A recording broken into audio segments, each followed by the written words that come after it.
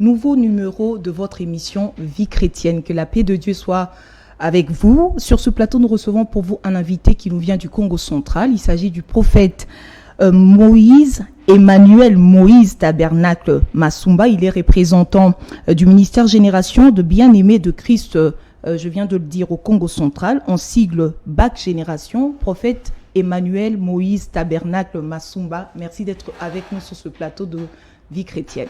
Merci beaucoup à vous, Madame Sandra. Nous sommes très honorés et nous bénissons Dieu pour cette grâce. Avec vous, nous allons d'abord parler de votre parcours dans le Seigneur, votre conversion d'abord, avant de parler du parcours, parce que tout commence par là. Et dans la seconde partie de cette émission, nous allons aborder un grand thème qui nous intéresse, méditation quotidienne, mode d'emploi. Est-ce que vous-même, je sais que ce n'est pas encore la seconde partie, mais est-ce que vous-même, lorsque vous êtes converti, c'était facile pour vous de méditer quotidiennement? Au début, ce n'était pas facile, mais je pense que le Seigneur m'a fait beaucoup de grâce pour arriver à m'en sortir, au fait, en ce sens. Ok, on va en parler en long et en large. Je suis sûre que là, à la seconde partie, vous serez un peu plus, vous allez un peu plus vous étendre sur ce parcours-là, sur cette expérience-là.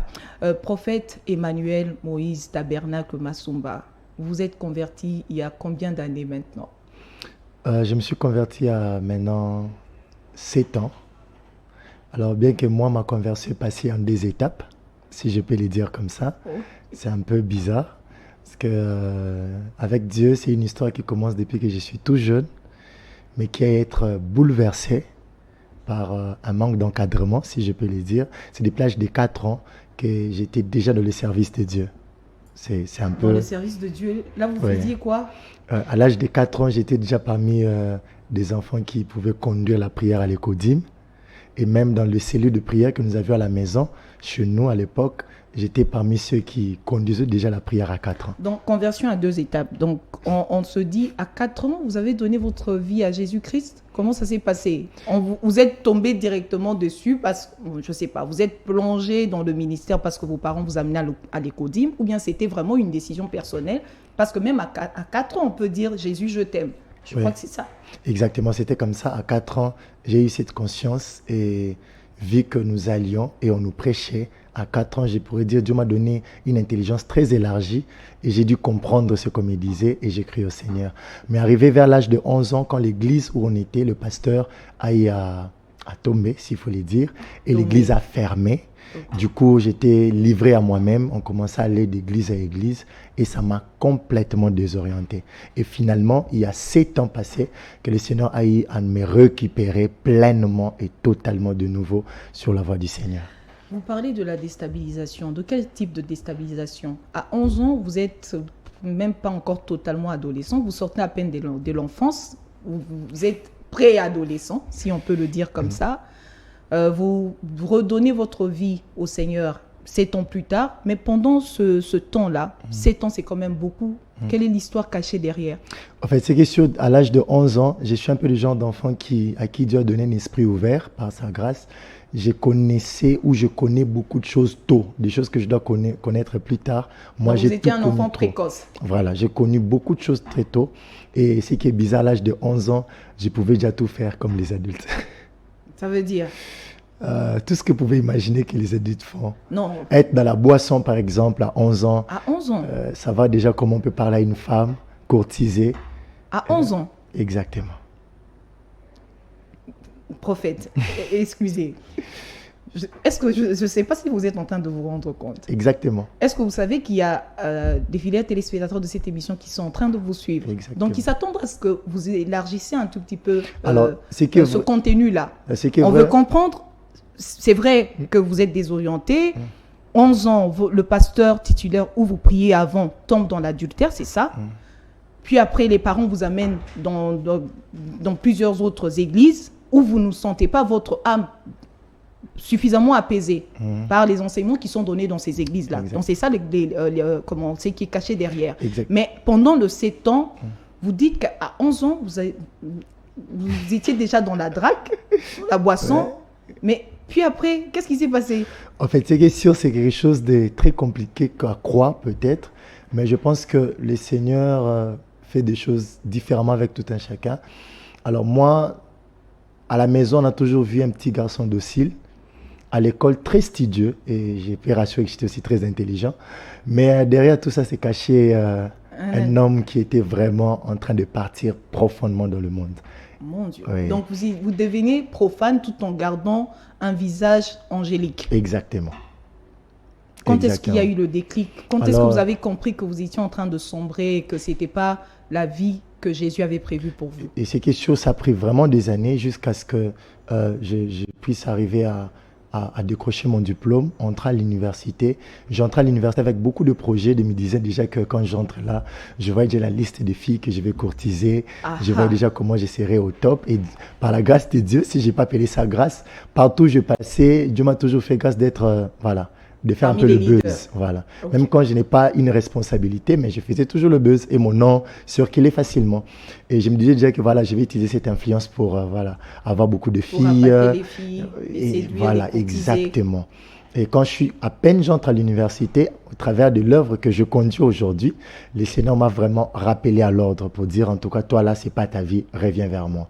Comment ça s'est passé? C'est que nos téléspectateurs. Alors, ce qui s'est passé, c'est que quand je suis entré à l'université, juste 1 mois et demi plus tard, je croise le frère de ces ministères qui venait évangéliser au travers d'une fille que j'étais aussi en train de courtiser. de courtiser. Je disais déjà, celle-là, elle est sur la liste. Non, vous l'avez ciblée, mais pas encore courtisée. Voilà. Okay. Au travers d'elle, elle m'a dit, allons prier, il y a un groupe de prière là. J'ai dit, d'accord, allons-y, on va voir. Je suis allé une première fois, une deuxième, une troisième fois. Et puis finalement, je rencontre celui qui a amené la vision dans la ville où j'étais à Boma. Quand je le rencontre, je le salue là où il est le prophète Allégresse. C'est lui que j'appelle aussi mon père spirituel. Alors, j'étais face à lui, un jeune homme comme moi, beaucoup de cheveux, très loin plus que moi, tout mince là, et puis il me regardait, tout le monde l'appelait papa, je ne comprenais pas, mais c'est quoi ces trucs? Papa, pourquoi un jeune homme comme ça? Moi, je suis habitué, papa, là, il faut être un vieux pasteur et tout. Quand je suis allé en face de lui, il commençait à me parler, tu connais Jésus? J'ai dit, Jésus, je le connais. Qu'est-ce que tu connais de Jésus? C'est mon Seigneur, c'est mon Sauveur. Tu es sûr? J'ai dit, j'ai resté avec l'histoire avant la perdition. Puis il m'a dit, non, je crois que Jésus a besoin de toi, tu dois donner ta vie. En fait, c'était tellement simple que je ne savais pas ce qui s'est passé, mais mon cœur était en train de se froisser. Je disais, cette fois-là, Dieu m'a pris. Je me disais, cette fois-là, c'est fini. Et il m'a dit, voilà, on va prier pour que Jésus vienne dans ton cœur. J'ai dit, je le veux. Et à peine on commence à prier, tout est parti de là. J'ai été instantanément baptisé du Saint-Esprit. Je me disais, mais ça, c'est des trucs que j'ai regardé à la télé. Et ça fait longtemps que je ne crois plus à ça. Qu'est-ce qui s'est passé? J'étais moi-même dans le fond, baptisé du Saint-Esprit. Et tout est parti de là. Tout est parti de là. Donc, il vous prend plutôt carrément sous son aile à partir de là. Exactement. Il vous aide avec l'affermissement. Oui. On vous baptise encore réellement. Exactement. Mais après ça, pourquoi vous vous retrouvez dans le ministère? Est-ce que c'était obligé de se retrouver dans le ministère aussi? D'où est venu l'appel? C'est lui qui vous a amené à aimer le ministère, ou bien l'appel est vraiment venu de Dieu? C'est question, l'appel est vraiment venu de Dieu, parce que je me dis, moi, avec moi, le Seigneur était très pressé, parce que le Seigneur s'est rendu compte du temps que j'ai perdu. Et je pense que Dieu voulait à tout prix que je puisse vraiment être là, parce qu'il savait que j'avais un rôle à jouer dans la société et au milieu de la jeunesse. Et quelques mois après, ce qui est bizarre, je pense que ça doit faire 6 mois plus tard. 6 mois plus tard, c'était dans une retraite où le Seigneur m'a parlé clairement pour me dire que toi, déjà, je précise que la famille m'appelle Emmanuel Moïse Masumba. Emmanuel Moïse Tabernacle, c'est venu de cette retraite où Dieu m'a parlé clairement pour me dire, toi, tu es Emmanuel Moïse Tabernacle. J'ai rien compris et tout ce que Dieu m'a dit a été confirmé par les gens avec qui on prie à la retraite. Tout ce que Dieu m'a dit. Alors, depuis ce jour-là, après 1 mois de cette retraite, on m'a dit, tu deviens le responsable urbain du ministère. J'ai dit, attends, je viens à peine d'entrer dans la chose, déjà responsable, qu'est-ce qui ne va pas? Alors, Dieu était un peu comme en train de me dire que toi, j'ai pas trop de temps, tu as des choses à faire, on doit vite aller. Vous voyez? Et depuis ce jour-là, je me rappelle, c'était en avril 2016, Dieu m'a dit, vas-y. Et je peux vous rassurer que je ne connaissais pratiquement rien de Dieu. Et c'est ce jour-là que j'ai vu ma vie prendre une autre tournure. Et je me rappelle même, ça peut paraître un témoignage, après la retraite d'avril, je rentre chez nous, j'ai dit, on va prier. Une première fois que nous puissions prier ensemble en famille. Et quand on prie, Dieu s'est manifesté. Même ma mère a été guérie ce jour-là. Et c'est là que les choses sont parties. C'est là où les choses sont parties. Prophète Emmanuel Moïse Tabernacle, pour vous, quel est le piège pour la génération actuelle des prophètes comme vous? En tout cas, c'est que sur le piège, il y en a légion. Il y a des pièges qui sont internes et ceux qui sont externes. Je suis très jeune et j'en ai l'expérience parce que peut-être qu'on a eu peut-être à succomber aussi dans ça. Moi, je me dis, le plus grand piège que nous avons, c'est d'abord l'influence de l'esprit du monde dans notre homme intérieur. Parce que je me dis, et peut-être nous le savons tous, avant que nous puissions agir, tout commence par une sollicitation intérieure. Et intérieurement, il y a d'abord ces caractères de sentiments qui paraissent, qui agissent par exemple dans l'orgueil. Et je me dis, tout celui qui est enfant de Dieu, particulièrement ceux que Dieu appelle dans le ministère de prophète, sont tous combattus par ces grands combats de l'orgueil. Et c'est l'orgueil qui amène plusieurs à la chute. C'est comme la Bible est en train de le dire, que l'orgueil amène à la chute. Vous voyez? Maintenant, pour vous, si c'est le plus grand piège, comment faire pour éviter ce piège-là? Parce qu'il est possible d'éviter le piège. On n'est pas obligé de tomber. Exactement. Et même, j'aimerais associer à côté de l'orgueil, il y a aussi l'impudicité qui reste un combat majeur. Donc, on peut dire qu'il y a plusieurs... Il y en a 5 majeurs, 5 enjeux majeurs. Citez, on a le temps. Il y a l'impudicité, l'orgueil, la colère, la rébellion et puis la désobéissance. Mais pour vous, alors, parmi les 5 là, vous avez subi quoi? Vous avez senti l'oppression de quoi? Parmi les 5 que vous venez de citer. J'ai toujours été très obéissant et j'ai toujours combattu la rébellion. Mais les 3 autres, là, je vous assure, ça a été un très grand combat. J'aime votre honnêteté. Prophète Emmanuel, c'est vrai que le Seigneur vous appelle jeune. Nous avons vu d'autres hommes de Dieu être également appelés à servir le Seigneur très jeunes, plus jeunes même. Il y en a qui ont commencé à être responsables dans les églises à partir de 16 ans, 15 ans. J'en connais même 14 ans. Il était déjà dans le service faisant quelque chose pour le Seigneur. Lorsque on vous prend, votre mentor vous prend sous son aile, est-ce qu'il a veillé à l'enseignement? Honnêtement, je le dis, je m'associe aux autres téléspectateurs qui pensent également la même chose. C'est comme si, à un certain moment, dès qu'on est prophète, on décroche côté enseignement. Est-ce que votre mentor a veillé à ce que vous soyez réellement enseigné par rapport à la parole de Dieu? Je vous assure que j'ai un père et plusieurs mentors. Et je peux vous rassurer que de ces côtés-là, avec le ministère où nous évoluons, il n'y a pas quelque chose où on prend très au sérieux comme ça. Et j'ouvre aussi une parenthèse pour dire que j'ai aussi évolué au milieu des églises Assemblées de Dieu. J'ai passé aussi plusieurs années avec la communauté La Borne.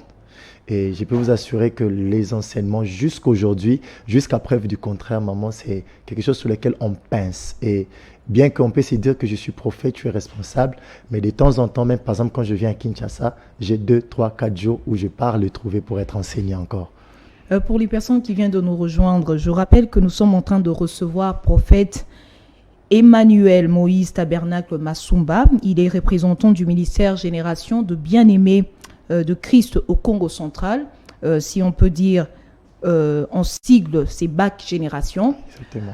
Prophète Emmanuel, vous devenez représentant au Congo central. Est-ce que c'était quelque chose que vous vouliez faire à l'époque? Ou bien c'est votre père spirituel qui avait décidé de vous demander d'ouvrir une extension là-bas justement pour voir le degré de votre obéissance? Parce que je sais que les jeunes prophètes aiment la capitale.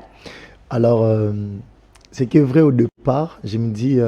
tout est parti avec Dieu parce que depuis le jour où je me suis converti, j'ai compris que j'avais plus de vie. Et même mon verset préféré, c'est Acte 20-24, où l'apôtre Paul dit qu'il ne fait plus aucun cas de sa vie comme si elle était précieuse. Alors, personnellement, j'avais certainement beaucoup d'ambition. Je finis en maths physique avec brio dans une de grandes écoles de la ville de Boma, complexe scolaire La Cadette. Et j'avais beaucoup de projets. Je me disais, je vais devenir architecte. À un moment, mon père me persuade, il me dit, toi, tu dois faire l'aviation. J'ai dit, ouais, je vais faire l'aviation. Et finalement, à la dernière minute, tous les démarches qui devaient être faites pour que je quitte le pays n'ont pas tenu. Et j'ai été convaincu. Moi, j'aime tout ce qui est difficile. Je me suis dit, c'est quoi la faculté que les gens n'aiment pas? On m'a dit que les gens détestent la Polytechnique. J'ai dit, d'accord, je vais faire la Polytechnique. Et c'est par défi que je suis allé là-bas. Je me voyais être un ingénieur, je me voyais être un grand cadre qui sera dans une société, je ne sais pas, industrie, en train de travailler, de diriger. Et finalement, je vis tous ces projets s'écrouler à cause de Dieu. Alors si devenir ce que je suis aujourd'hui, je pense que ça n'a rien à voir avec moi, ça n'a rien à voir avec mon père spirituel, ni mes encadreurs. Je pense que ça a totalement à voir avec Dieu. Totalement. Totalement à voir avec Dieu. Bac Génération commence au Congo central. Les premières difficultés sont arrivées après 3 mois ou après une année? Alors, au Congo central, déjà, maman, c'est une province qui est très rude, très dure spirituellement parlant, mais aussi physiquement, parce qu'on a un peuple qui ne sont pas facilement persuadables, s'il faut le dire. Et là-bas, les gens, des Thomas. Voilà, les gens là-bas sont difficilement tournés totalement vers Dieu. Alors, c'est pas comme Kinshasa, on peut retrouver une église de 5000 membres, là-bas, il n'y a pas. Vous voyez, on peut retrouver, quelqu'un peut s'élever un matin, il met la batterie, tape, il est soit Azalia ou tout le monde vient. Là-bas, il faut vraiment travailler, bosser très dur.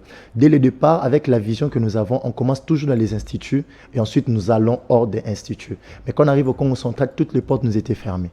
Aucune institution nous a ouvert la porte parce que voilà, on nous a vu comme quelque chose de nouveau et on n'a pas su croire en nous. Et je peux dire que le bac, on a contribué au réveil de la jeunesse ainsi que de plusieurs domaines ecclésiastiques au sein de la province et de la ville de Boma particulièrement. Et ce n'était pas facile parce qu'on avait et les autorités et le peuple et tout le monde contre nous. Tout le monde contre vous, mais heureusement, même quand la masse est contre vous, Jésus-Christ est avec vous. Avec Amen. lui, on est toujours gagnant. Exactement. Quelle est la stratégie que vous avez vraiment utilisée en premier? C'est vrai que les portes étaient fermées. Vous êtes plongé dans l'évangélisation, ou bien c'était plus le porte-à-porte? Je ne sais pas comment vous avez fait cette évangélisation-là. Le porte-à-porte, rassemblement quand même, les affiches. Comment ça s'est passé? Alors, quand l'œuvre arrive au Congo central, les portes étaient très fermées, c'était très compliqué. Alors, on devait commencer dans une des institutions académiques de la ville qui nous ont vraiment refusé. Alors, on s'est dit, on ne va pas implanter d'abord à l'intérieur des institutions et aller à l'extérieur ensuite. On s'est dit, on commence directement à l'extérieur. Du coup, on commençait des évangélisations dans les écoles et les universités. Et tous ceux qu'on gagnait, qui acceptaient d'être avec nous, on les amenait hors institution pour se réunir et c'est là que tout est parti. Bac Génération, généralement, on remarque que lorsqu'une église commence, elle a quand même, on ne peut pas dire philosophie, mais elle a une mission. La mission principale de Bac Génération au Congo central, c'est laquelle? Alors, la Bac Génération, on a la mission comme celle de l'église, c'est de faire des nations les disciples de Jésus-Christ. Donc, vous êtes plus dans la véritable conversion. Exactement. Et nous-mêmes, nous avons notre vision que j'aime beaucoup, 2 Corinthiens 5, 17 à 20, la réconciliation. On a compris que Dieu nous appelle à réconcilier le monde avec lui par Jésus-Christ. Dieu nous appelle à réconcilier le monde avec lui par Jésus-Christ. J'aime ce que vous venez de dire. La Bible nous dit dans 2 Timothée 3 au verset 16 que toute écriture est inspirée de Dieu et utile pour enseigner, pour convaincre, pour corriger, pour instruire dans la justice. C'est déjà pour dire qu'on est en train d'entrer dans la seconde partie de cette émission pour parler de notre thème méditation quotidienne, mode d'emploi. Mais avant d'entrer en plein sujet, est-ce que vous pouvez nous dire aujourd'hui, Bac Génération a combien de membres et pour vous, quelle est la prochaine étape? Alors, la Bac Génération, c'est une très grande famille. Comme j'aimerais le préciser, qui a eu à naître ici à Kinshasa et qui a fini par toucher plusieurs provinces. Et au Congo central, déjà, nous sommes à Matadi, à Mbanzangungu et à Boma, où cela a commencé. Nous étions à Mwanda, on a connu beaucoup de difficultés. On a dit stopper le travail, mais qui va bientôt s'y reprendre, parce que nous voulons aller dans tous les lieux pour proclamer l'évangile de Christ. Alors, par exemple, à Boma, déjà, par la grâce de Dieu, comme vous pouvez voir même dans les images derrière, on arrive à réunir 100 et plus d'100 dans des activités, selon que le Seigneur arrive à nous faire la grâce. Méditation quotidienne, mode d'emploi. Prophète, de l'entrée de cette émission, je vous avais posé la question de savoir si c'était facile pour vous de méditer. Vous m'avez dit que c'était un peu compliqué. Est-ce que vous pouvez approfondir? Alors, ce qui est vrai, j'aimerais souligner ce que je vais dire tantôt parce que l'apôtre Paul dit dans 1 Timothée 4:8, il dit que exerce à la piété, car l'exercice corporel est utile à peu de choses, tandis que la piété est utile à tout, ayant la promesse de la vie présente et celle qui est à venir. Alors, déjà, parlant de la méditation, elle est aussi un exercice à la piété. L'apôtre Paul, parlant de l'exercice à la piété, il fait un parallélisme avec l'exercice corporel. Vous voyez? Donc, pour dire que celui qui doit pratiquer la piété, il est comme un athlète aussi qui s'entraîne. Vous allez vous rendre compte que s'il faut faire 100 pompes maintenant, ça serait très compliqué parce qu'on va vraiment transpirer. C'est à force de l'habitude qu'on va se rendre compte que 100 pompes devient simple, on peut aller à 150 et à 200. Et c'est comme comme ça aussi avec la méditation. Dès le commencement, c'est difficile de faire 10 pompes parce qu'on vient à peine d'entrer dans le sport. Et c'est avec le temps, avec la volonté et l'implication qu'on arrive à faire 2 aujourd'hui. Demain, on fait 3 pompes, demain 10 et puis on peut aller à 15, 20 et 30. Je me rappelle quand j'étais tout jeune en commençant les sports, on m'appelait déjà un fainéant, d'autres m'appelaient PD. Parce que j'avais seulement une femme, j'étais très mou et tout. Quand je me suis dit, je vais faire le sport, maman, quand je suis allé là-bas, le premier jour, j'ai dit fuir. Parce que j'arrivais même pas à faire 5 pompes. À peine je fais 1, 2, je tombe. Alors, d'énergie. Après quelques mois, j'ai commencé à faire 50 pompes d'affilée. 1, 2, 3, jusqu'à 50. Pourquoi? Parce que j'étais là, je fonçais et je travaillais. Avec la méditation, c'est comme ça au départ. C'est pas fameux parce que c'est un peu comme un autre environnement auquel nous venons d'adhérer. Alors, c'est à force de la volonté, de notre persévérance dans la chose qu'on arrive à avoir le goût et on arrive à grandir et aller beaucoup plus loin dans ça. Qu'est-ce que la méditation n'est pas? C'est que la méditation n'est pas. La méditation est tout, mais sauf notre imagination. Expliquez pour les personnes qui sont en train de nous suivre. Alors, lorsqu'on parle de la méditation, souvent, on aime se limiter, j'aimerais préciser la méditation de la parole de Dieu. On aime se limiter à ce que nous imaginons. Or, Dieu n'est pas toujours dans ce que nous imaginons. Quand je touche l'aspect imagination, à cela se joint nos émotions et nos sentiments. Vous voyez? Et ça, des fois, ça choque quand j'ai dit aux gens que Dieu n'est pas sentimental, moins encore émotionnel. Je pense que la méditation, elle est tout sauf notre imagination. Elle est ce qu'elle est, selon ce que les Écritures disent. Ok.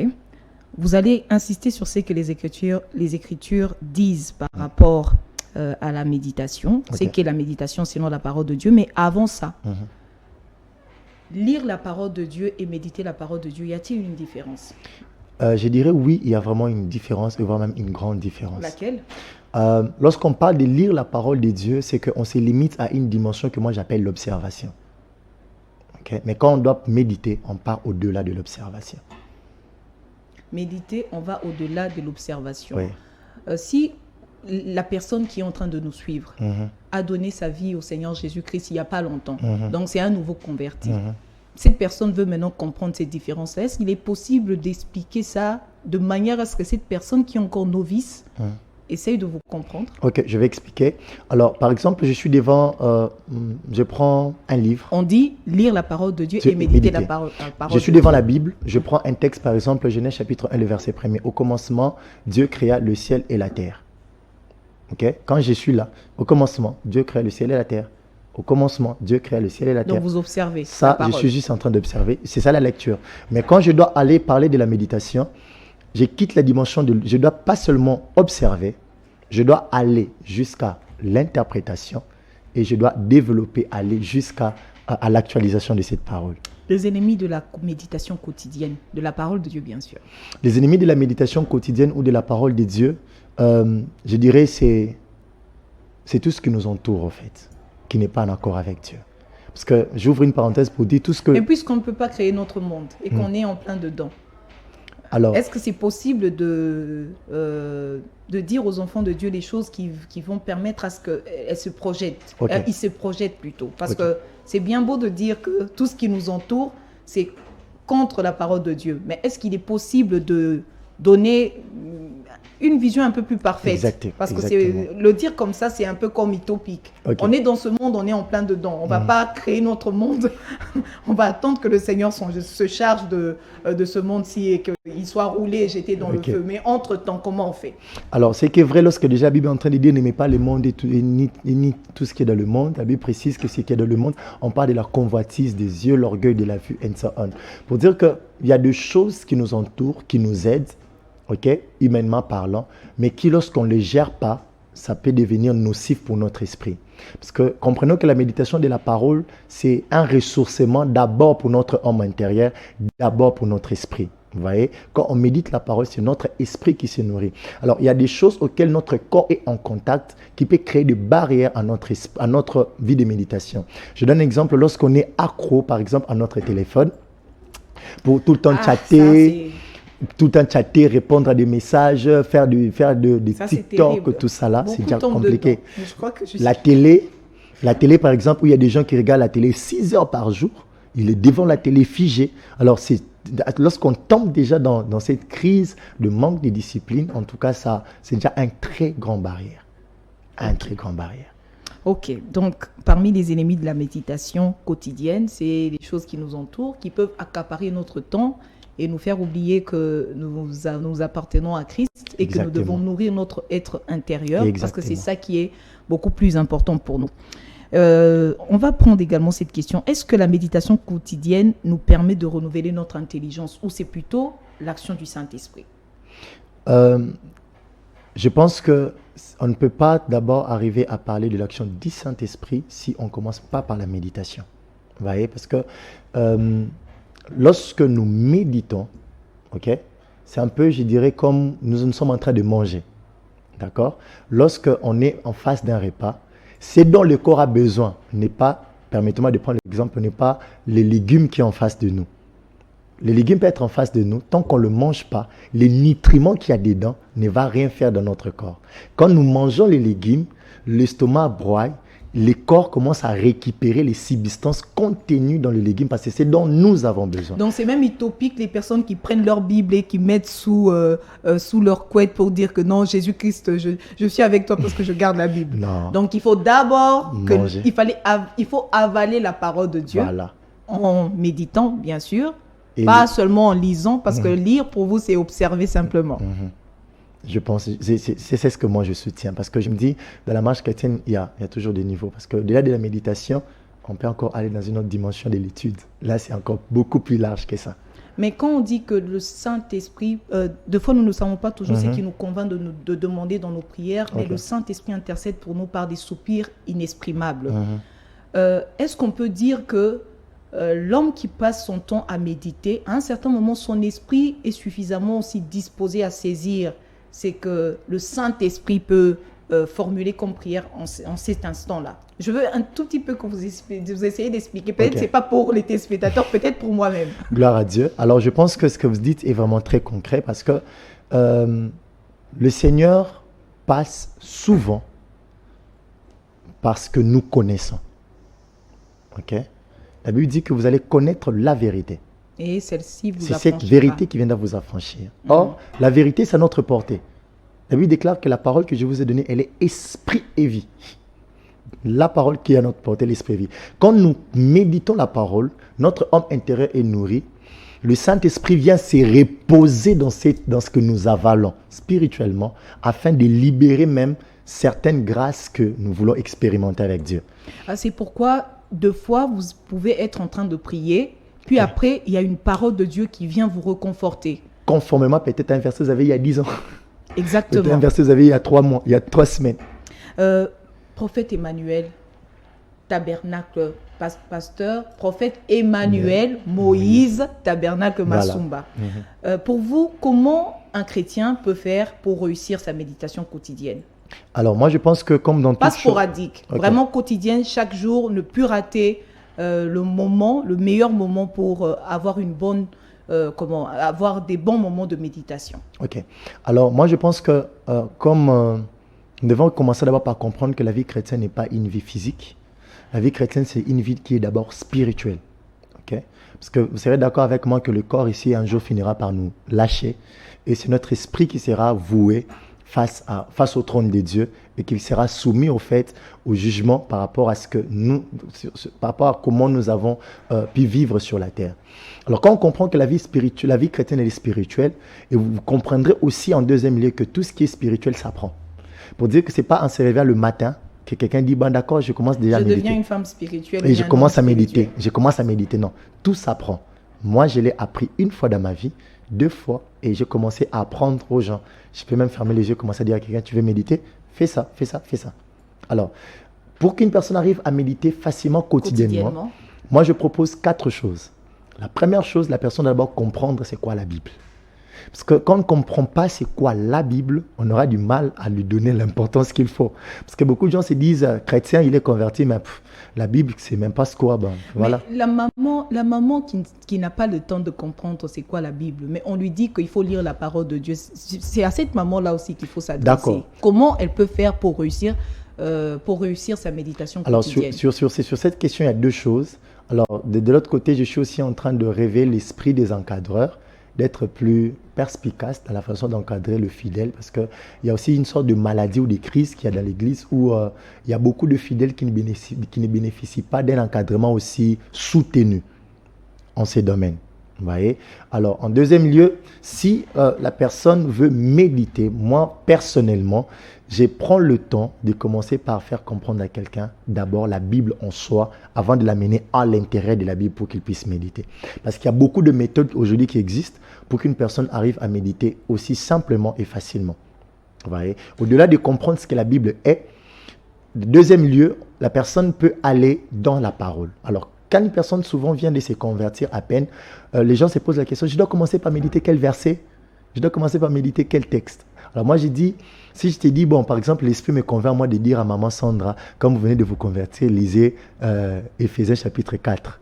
Ben, ça vous sera étrange, parce que c'est un premier contact, vous arrivez là-bas, vous voyez, on dit que le ministère, ça va un peu vous troubler. C'est quoi encore le ministère? Alors moi, j'ai dit, il y a des méthodes simples qu'on a eu. Beaucoup de chercheurs ont eu à faire des recherches et ils ont dit qu'il est recommandé à tout celui qui veut méditer la parole, lorsqu'il apprend la méthode de méditation, on lui apprend aussi le procédure ou soit les livres ou le verset par lesquels il peut commencer, ainsi de suite jusqu'à évoluer. Donc, au fil du temps. Étape par étape. Exactement. Il ne faut pas y aller, il ne faut pas embrasser tout au même moment. Exactement. Prophète, un jour j'ai suivi une savante de Dieu que j'aime beaucoup, Joyce Meyer. Elle disait, lorsque vous voulez méditer la parole de Dieu, surtout quand vous traversez des épreuves, il faut vous raccrocher au verset qui vous parle le plus en ce moment-là. Est-ce que c'est également une forme de méditation qui permet à ce que l'esprit reste en éveil lorsqu'on traverse des moments très difficiles? Ces questions, oui, ça n'est une. Alors moi, je me suis maintenant posé une question à ce sens. Maman Sandra vient à peine de se convertir. Maman Sandra ne connaît pratiquement rien de la parole. Alors vous traversez, après un mois ou après 2 semaines, vous traversez des moments compliqués. Ce qui correspond à votre vie, c'est par exemple Psaume 57. Vous ne connaissez même pas Psaume 57. Vous allez faire comment?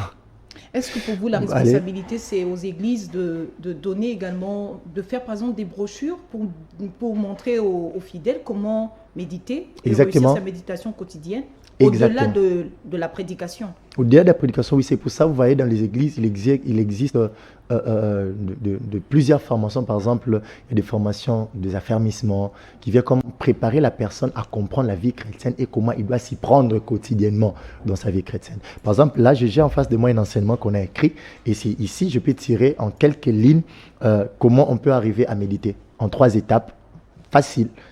Quelqu'un qui arrive à comprendre ça, 3 étapes, il a sa Bible, il arrive à méditer, simplement. Si vous me permettez, je peux déjà aller. Bien sûr. Ok. Alors, vous allez vous rendre compte que j'ai commencé par parler la vie chrétienne. Comprendre la Bible. Je commence par comprendre la Bible. Puis après, vous avez dit, après comprendre la Bible. Je donne 3 étapes sur lesquelles on peut méditer facilement. Alors, la première chose qu'on devait comprendre, que la Bible, c'est un mot qui est d'origine grecque. En français, on dit Bible, mais en grec, on dit biblio. Okay? Et biblio veut simplement dire livre. Vous voyez? Alors, la Bible en soi est la constitution de plusieurs livres. Donc, la Bible, c'était l'ensemble des Bibles. Okay? Alors, si nous pouvons avancer, ce qu'il faut comprendre en premier lieu, c'est que la Bible, elle est la parole de Dieu, la parole inspirée de Dieu, faite, écrite pour nous. Et la Bible que nous avons en notre possession, c'est un livre qui est sacré. Si on dit c'est un livre qui est sacré, c'est parce que cela a été mis à part par Dieu. Ce n'est pas comme tous les autres livres, pas comme tous les autres romans. C'est une parole qu'on peut voir en écrit, mais qui contient en soi des richesses spirituelles infinies. Vraiment, je précise, infinies. Que jusqu'à ce qu'on peut mourir, on ne finirait pas d'épuiser dans ce que la Bible contient. Et troisièmement? C'est que la Bible, déjà, on doit comprendre que ça n'a pas été écrit dans nos langues que nous avons. La Bible, on a des Bibles en français, en Kikongo aujourd'hui, même en Lingala, il y en a en Swahili. Ce sont des traductions. Ce sont des traductions parce que la Bible est écrite essentiellement en hébreu, l'Ancien Testament, et une partie en araméen. Et le Nouveau Testament est écrit essentiellement en grec. Et les traductions que nous avons, il y en a même légion aujourd'hui. On a plus de 58 traductions de Bible en français. plus de 58 traductions. Je peux citer comme Louis Ségon, Ségon 21, Louis Ségon révisé, il y a des Ségon 21 archéologiques, Darby, il y a les Semeurs, Paroles vivantes, il y en a légion. Okay? Et ce qu'il faut aussi retenir, c'est que l'Ancien Testament est conçu, la Bible entière, la Bible est canonique, s'il faut dire chrétienne, la Bible est constituée de 66 livres, dont l'Ancien Testament en a 39, le Nouveau Testament 27. Pourquoi ces détails sont importants? Parce que ça aide quelqu'un quand tu dois méditer un texte ou un livre que tu te retrouves facilement. Et parlant de l'Ancien Testament, elle est subdivisée en plusieurs groupes de livres. Je parle rapidement. Il y a le premier groupe qui est constitué de 5 livres qu'on appelle le Pentateuque, ou les livres de la loi, qui part de Genèse à Deutéronome. Et le deuxième groupe, c'est le groupe des livres qu'on appelle par des livres historiques, qui nous racontent des histoires de ce que Dieu a fait avec des hommes d'avant, qui part du livre de Josué jusqu'au livre d'Esther. Et le troisième groupe, c'est les livres qu'on appelle des livres poétiques, qui nous racontent, qui nous parlent du cœur de Dieu qui parle à l'homme, et qui nous parlent du cœur de l'homme qui s'exprime vers son Dieu. Par exemple, si vous voyez dans le livre de Psaumes, on voit même un Dieu qui pleure. Parce que Dieu manifeste les sentiments. C'est pour ça qu'on qualifie ça des livres poétiques. Vous voyez? Là, on retrouve Psaume, on retrouve Proverbes, on retrouve Job, on retrouve Cantique des Cantiques, Ecclésiaste. Et puis la dernière partie, qui est constituée des 17 livres, ce sont des livres prophétiques qui partent d'Ésaïe à Malachie. Et dans le Nouveau Testament, c'est pareil. Les 27 livres sont subdivisés en plusieurs groupes. Il y a le premier groupe qui sont les évangiles, qui partent de Matthieu, Marc, Luc et Jean. Il y a les livres historiques des Actes des Apôtres qui nous racontent les récits du première église, ce que les apôtres ont fait, ou les actes du Saint-Esprit au travers des apôtres. Et après viennent les épîtres de Paul, qui part de l'épître aux Romains jusqu'à l'épître de Philémon. Et après viennent les épîtres générales et les livres prophétiques d'Apocalypse. Prophète Emmanuel Moïse Tabernacle Masomba, je rappelle que vous êtes représentant du ministère Génération de Bien-Aimés de Christ au Congo central. Le chrétien qui vient de se convertir maintenant, s'il doit commencer à méditer la parole de Dieu, il commence avec quel livre? Alors, on conseille plus facilement que le chrétien qui va peine de se convertir de commencer avec le livre de Jean. Car Dieu a tant aimé le monde qu'il a donné son Fils unique. C'est vraiment un livre d'affermissement. Okay. C'est vraiment un livre d'affermissement. Alors après Jean, on conseille, quand il finit Jean, qu'il puisse aller dans Marc, Matthieu, ensuite Luc. Parce que ces 4 livres nous présentent notre Christ à qui nous avons cru. On ne pourra pas finir de développer ce thème, méditation quotidienne, mode d'emploi, en 45 minutes. Prophète Emmanuel Moïse Tabernacle Masomba, vous êtes représentant du ministère Génération de Bien-Aimés de Christ au Congo central. Merci d'avoir été avec nous. Est-ce que vous avez un dernier mot? Les derniers mots, j'aimerais dire 3 phrases rapidement pour aider quelqu'un qui nous regarde. Bien sûr. Si vous voulez méditer facilement la parole, comprenez que vous devez partir d'une préparation, méditation proprement dite, et ensuite vous irez en 3e étape qui est la prière. La préparation, ça vous exigera à prendre un temps ou un espace libre, calme, qui vous permette d'écouter Dieu par la Bible. Et dans cette préparation, vous serez en train de parler à votre Dieu pour que ce Dieu vous parle au travers de la Bible. Dans la méditation proprement dite, vous serez en train de lire et relire plusieurs fois la parole, afin de vous poser des questions comme de quoi parlent ces textes ou de qui s'agit-il. Vous voyez? Et vous serez aussi en train d'interpréter, c'est-à-dire vous posez plusieurs questions du genre pour comprendre pourquoi, le comment de ce que vous êtes en train de lire. Et les réponses se trouveront juste devant votre yeux. Et ensuite, quand vous serez en train de faire ça à la fin, dire un mot à Dieu sur ce que vous serez en train d'entendre. Ça peut être un ordre que Dieu vous sera en train de vous dire, faites ça. Dieu vous dira, ne faites pas. Dieu sera en train de vous donner peut-être une promesse auquel vous devez croire. Dieu peut-être peut vous donner un exemple d'un homme que vous devez copier. Et cela vous sert des sujets que vous devez amener dans la prière. Et ainsi, votre âme, votre esprit serait nourri dans la présence de Dieu. Ah, c'est très bien, tellement très bien dit, prophète Emmanuel Moïse Tabernacle Masomba. Vous êtes représentant du ministère Génération de Bien-Aimés de Christ au Congo central. Merci d'avoir honoré ce plateau de Vie chrétienne. Merci beaucoup, maman Sandra. Fidèles téléspectateurs de l'émission Vie chrétienne, c'est déjà la fin. On va se quitter avec ce verset. Nous sommes dans Colossiens 3, verset 16. Que la parole de Christ habite parmi vous abondamment. Instruisez-vous, exhortez-vous les uns les autres en toute sagesse par des psaumes, par des hymnes, par des cantiques spirituels, chantant à Dieu dans vos cœurs sous l'inspiration de la grâce. Que le shalom de Dieu soit toujours votre partage. On va se retrouver la semaine prochaine. Ça sera pour un nouveau numéro de votre émission Vie chrétienne. Au revoir. Au revoir. Merci.